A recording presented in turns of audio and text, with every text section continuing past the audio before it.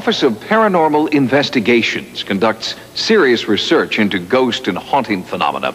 Tonight, we follow Director Loyd Auerbach as he investigates 2 reported hauntings and attempts to gather evidence that ghosts actually exist. Ghostbusters was one of the first films that really hit the entire public consciousness with a comedy that was clearly not real.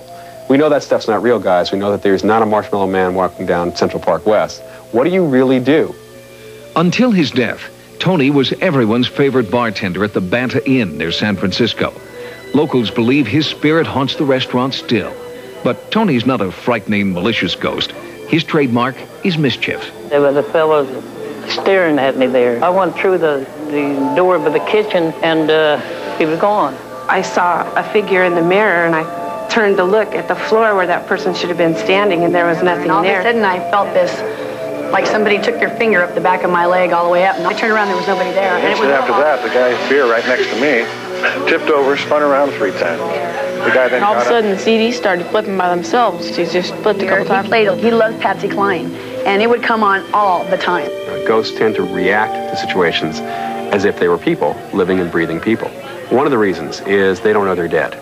They're in total denial. We have a lot of physical things happening that seem to relate to Tony's behavior when he was alive. One of the things that Tony was apparently fond of doing was playing with the money in the cash register and stacking the change so that it was a nice orderly stacks in the change bin.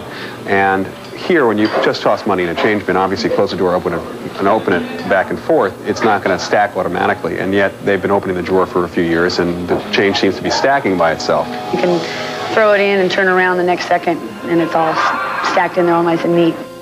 In the search for proof, investigators test Tony's favorite table with a magnetometer. They're looking for abnormal levels of electromagnetism. Oh my God, it's going off the scale. No, right as I was coming over here, it went off the scale. It went up to about 100.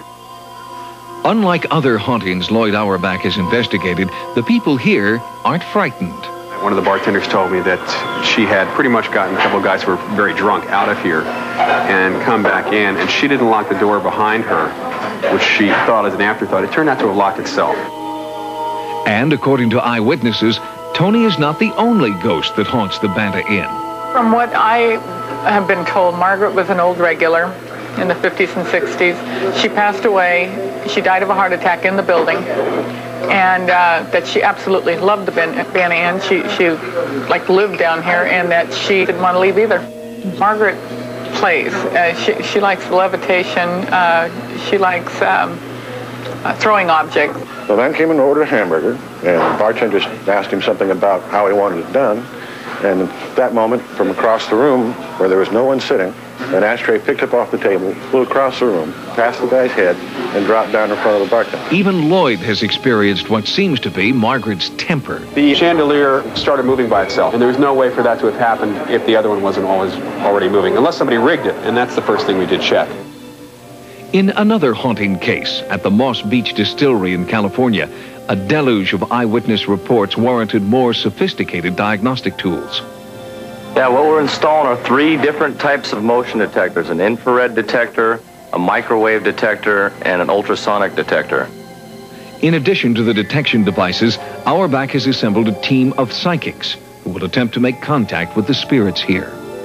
You may have a lot of person witnesses, but no camera witnesses to objectify the actual phenomena that's going on. Photographic evidence doesn't exist, and there are no good photographs because we're dealing with a purely mental phenomenon where the ghost is somehow transmitting an image into your brain and bypassing the eyes altogether.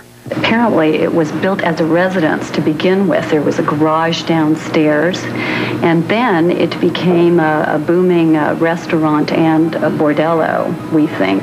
There was a piano player here, and every evening a beautiful woman wearing blue would come to listen to him play, and apparently they were having an affair. The only problem was that she was married, and her husband was very jealous. And one night they were all here at the same time, and a fight broke out, and they ended up on the beach, and a stabbing took place, and apparently the lady in blue, was killed, and then she came back here to haunt the place. The blue lady is quite comfortable with us, and we're comfortable with her. We'll protect her, I think, as much as we can. She has a lot of pranks. I guess one that I can remember, I guess is the funniest, is that a waitress in the kitchen towards the end of the evening got smacked in the rear end with a spatula, and there was nobody in the kitchen. We recently installed a heating and air conditioning system, and I spent the better part of one day programming these thermostats so they would go on precisely the time pre-designated and so forth. The very next day, I came into the restaurant and every single setting in the thermostat had been changed. And it would take at least 30 minutes for somebody to do that if you knew how to do it and if you knew how to unlock it. Coffee machines will turn on all by themselves and start dumping coffee out. At one point or another, I think everyone on our waitstaff has heard someone calling their name. I think it's just mischief. She probably gets bored and likes to play a couple of pranks. Let us know that she's around. Despite their battery of detection devices and psychic input, the Blue Lady of Moss Beach did not appear during their investigation. But Loyd Auerbach is encouraged by the data that has been collected. There is definitely something anomalistic or psychic or whatever you want to call it going on in this place. We can go in every few months, let's say, and we can ask if anything new has happened and start really getting a fuller picture. Is the Lady in Blue imaginary, or could her failure to materialize be just one of her pranks? I personally believe this is happening because I take a lighthearted approach, and since most people have a sense of humor, I think most ghosts do too.